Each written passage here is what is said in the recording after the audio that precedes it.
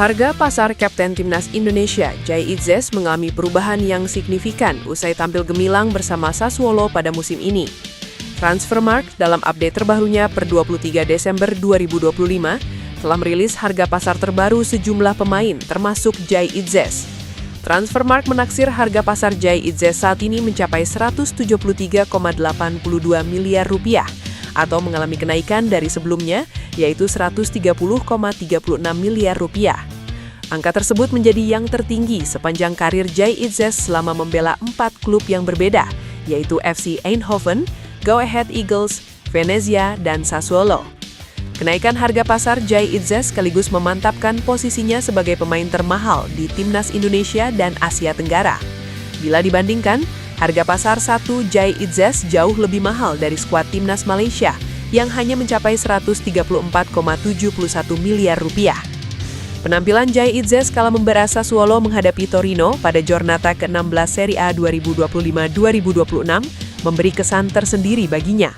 Pertandingan tersebut ternyata menjadi saksi bagi kesuksesan Jai Itzes dalam melakoni laga ke-50 di Serie A. Statistik tersebut juga dihitung dengan jumlah laga yang ia lakukan bersama Venezia pada musim lalu.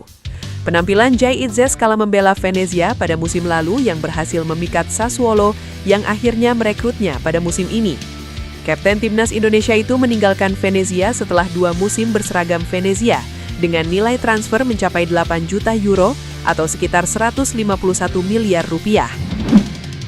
Performa dan karir bek timnas Indonesia, Kevin Dix bersama Borussia Mönchengladbach makin meningkat seiring berjalannya waktu. Bahkan sejak bergabung dengan Mönchengladbach pada musim panas 2025, bek keturunan Ambon itu selalu jadi pilihan di lini belakang. Namun, awal karir Kevin Dix di Bundesliga bersama Mönchengladbach tidak berjalan mudah. Sebab Mönchengladbach sempat terpuruk sehingga berada di zona degradasi. Untungnya, klub yang kini dilatih oleh Eugene Polanski itu perlahan bangkit. Kini, Kevin Dix dan kolega nangkring di posisi ke-12 klasemen sementara dengan koleksi 16 poin. Dalam wawancaranya seusai laga melawan Borussia Dortmund pada Sabtu 20 Desember 2025, Kevin Dix menceritakan awal karirnya di Bundesliga. Awalnya sulit, pertandingannya menantang. Sejak keadaan tim mulai membaik dan hasil mulai berdatangan, semuanya berjalan lebih baik, ujar Kevin Dix. Kevin Dix juga mengungkapkan tujuannya bermain di Bundesliga adalah untuk menghadapi pemain-pemain top, seperti Harry Kane, Manuel Neuer, hingga Angelo Stiller. Kevin Dix didatangkan Borussia Mönchengladbach dari FC Copenhagen secara gratis pada musim panas lalu. Meski didatangkan dengan status bebas transfer, performa bek timnas Indonesia berusia 29 tahun itu di lini pertahanan Mönchengladbach cukup solid. Sejauh ini, Kevin Dix telah mencatatkan 2 gol dalam 18 penampilannya bersama Mönchengladbach. Tak heran jika Kevin Dix sempat masuk ke dalam daftar starting 11 terbaik Bundesliga periode November 2025 lalu. Performa api Kevin Dix bersama Mönchengladbach diharapkan menular saat dirinya bersama timnas Indonesia. Bagaimanapun, Kevin Dix merupakan salah satu pemain bintang yang dimiliki timnas Indonesia bersama Jai Itzes dan Emil Audero Mulyadi. Rumor John Herdman bakal menukangi timnas Indonesia terus menjadi sorotan.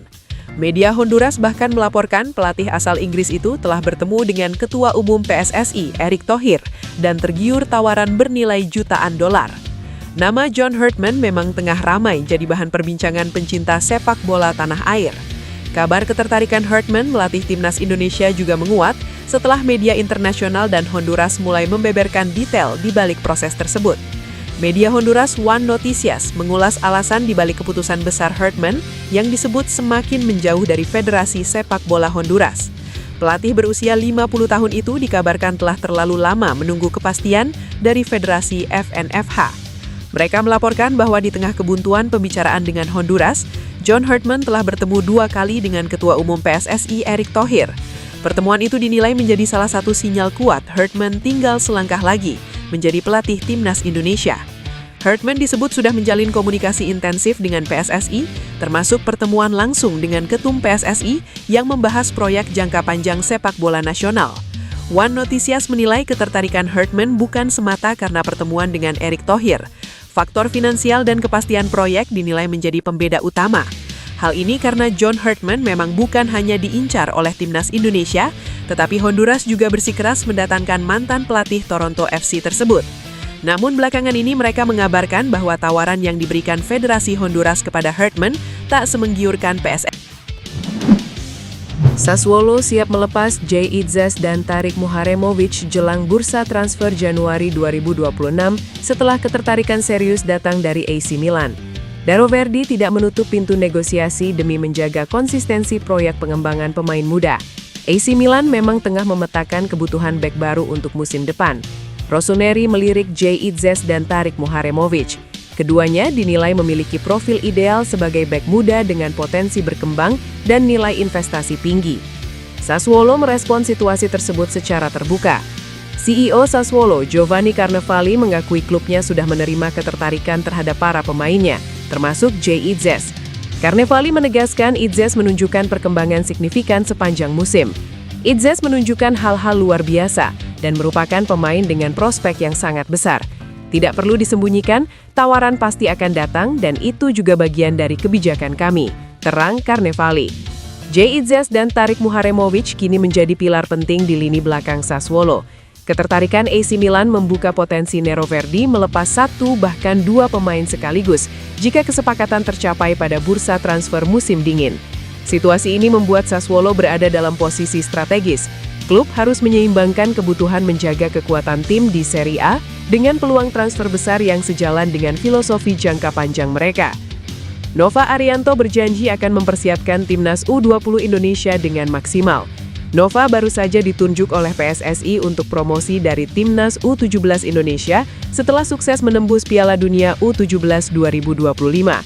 Tantangan baru akan dihadapkan sang pelatih, terutama untuk bisa lolos ke Piala Asia U20 2027 dan Piala Dunia U20 2027.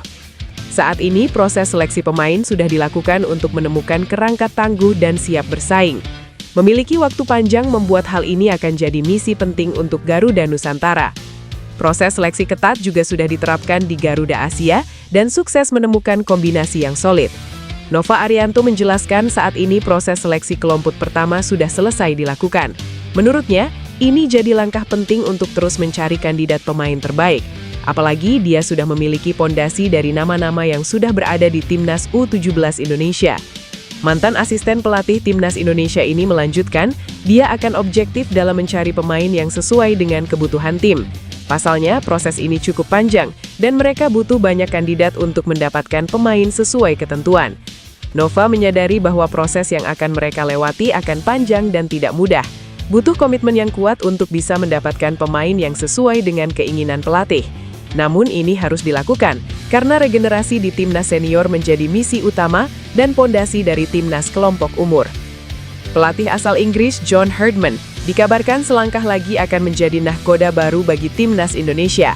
Kabar bergabungnya John Herdman ke timnas Indonesia ternyata juga mendapat sorotan dari sejumlah media di luar negeri. Media asal Honduras, Once Noticias, sempat memberikan pandangannya soal rumor John Herdman yang telah sepakat menjadi pelatih timnas Indonesia. Perlu diketahui, timnas Indonesia tak sendirian mengincar tanda tangan John Herdman sebagai calon pelatih baru. Sebelumnya, timnas Honduras disebut juga sangat berhasrat untuk merekrut mantan pelatih timnas Kanada itu. Namun, belakangan terungkap bahwa tawaran yang diberikan oleh Honduras untuk Herdman tidak semenggiurkan PSSI.